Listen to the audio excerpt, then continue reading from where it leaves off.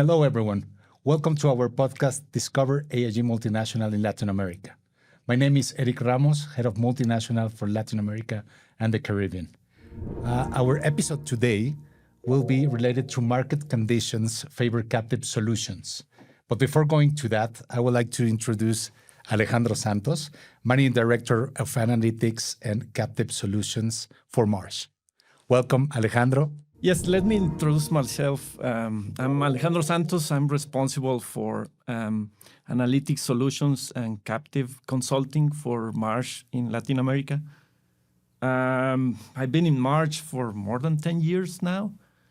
I guess my responsibilities are basically help our clients with insights for them to have better, robust risk financing and risk management alternatives and decision making.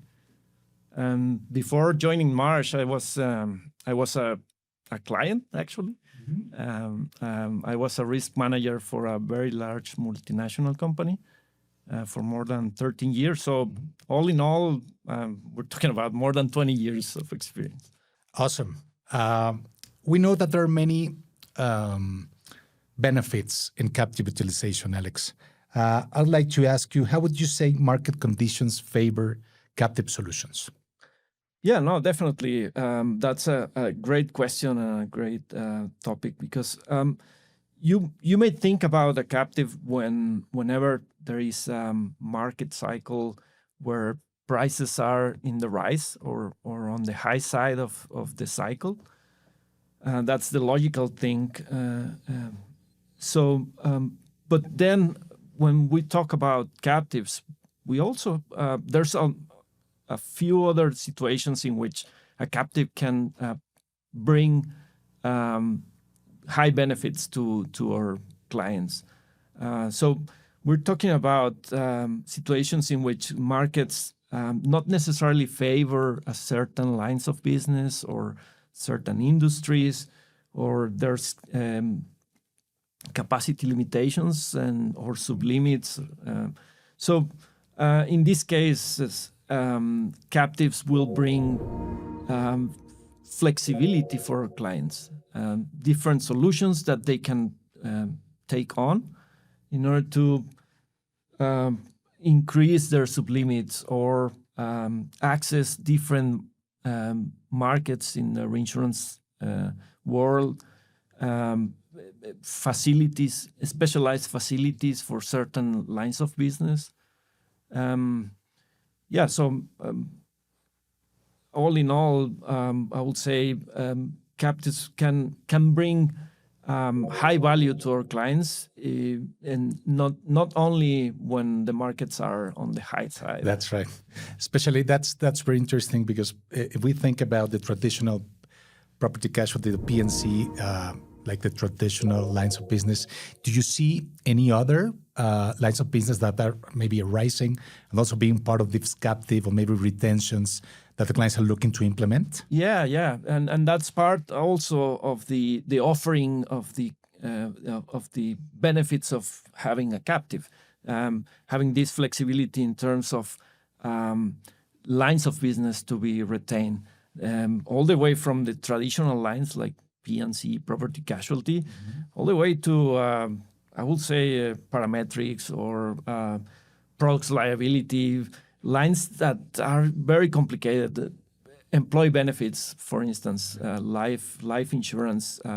That's a very interesting type of risk that can be taken on by captives, and it has been growing double digit in the last 5 to 10 years. But before that, it wasn't the case. Excellent. Agree. How do you see the Latin American market for captives? Do you see any challenges that we still need to break in order to move into the next level? Yeah, for sure. We're based in a very complicated region, very, very stringent in terms of insurance regulations. I would say most of our countries faced on very stringent regulations in terms of um, the use of reinsurance, international reinsurance. That's where captives sit on. So every time we faced situations in which the captive has to have local frontings or even reinsurance fronting. So when you think about that, that's a very costly structure for the clients, and that's a key challenge that remains in the region. But then, if you add on all the geopolitical and economic issues that are happening in the world, the combination of things are definitely challenging for the region. Right, it's ever-changing environment, no? I would like to come back to the original comment about being a risk manager. And now, how's the evolution you've seen in this captive world within the last, I would say, now evolving into a more analytical mode, and I will get into that later, but how do you see that evolution? Yeah, our clients, and when I was a client, our perception of captives was very basic. We use it mainly as a cost optimizing tool. But what we are seeing in the last probably 20 years is an evolution in terms of using the captive for alternative risks, for accessing different markets, for increasing sublimits, increasing capacity, providing tools, commercial tools for clients to grasp more and more clients of them. The clients of our clients, Right. using affinity, Like sponsor, sponsor programs. That's quite interesting, and it's a big evolution. Huh? I would like to ask you, Alejandro, how do you see data and analytics being part of this evolution of captives? Right. Do you think it's something we need to consider? Oh, definitely. That's part of my role, and I'm very passionate about it. I believe data and analytics should be a requisite for captive operations. And I can summarize it in probably three main concepts. The first one is what's the value of the risk? And that means to have exact representation of how the line of business that we are going to take on the captive will behave. So meaning no surprises for the clients. And for that, we use historical data, big data, analytical tools that provides us with this behavior or this exposure behavior. And then once we have measured it, then we can optimize it.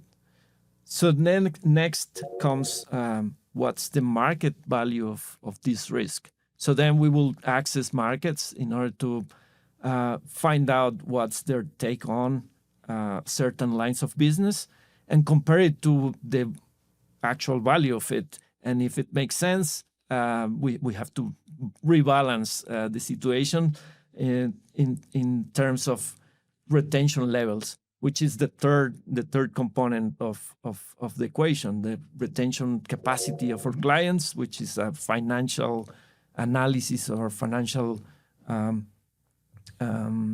analysis of our clients, not only a captive, but the parent company. Excellent. We're almost at the end of our episode, so I would like to ask you for your final thoughts, comments, Alejandro.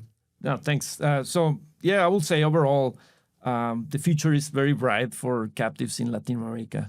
As we said, there's a big evolution of our clients towards a more risk-taking stance and more prone to the use of captives and alternative solutions. So overall, I would say Latin America is way behind the rest of the world in terms of the use of captives, the number of captives that operate in the region. But that's basically what the opportunity is all about. We have a lot on to take on. Well, thank you, Alejandro, once again for being part of our Discover AIG Multinational Latin America podcast series. I would like to ask our listeners to subscribe to our YouTube AIG Latin America channel. Stay tuned for the coming episodes. Thanks for listening and see you soon. Thank you.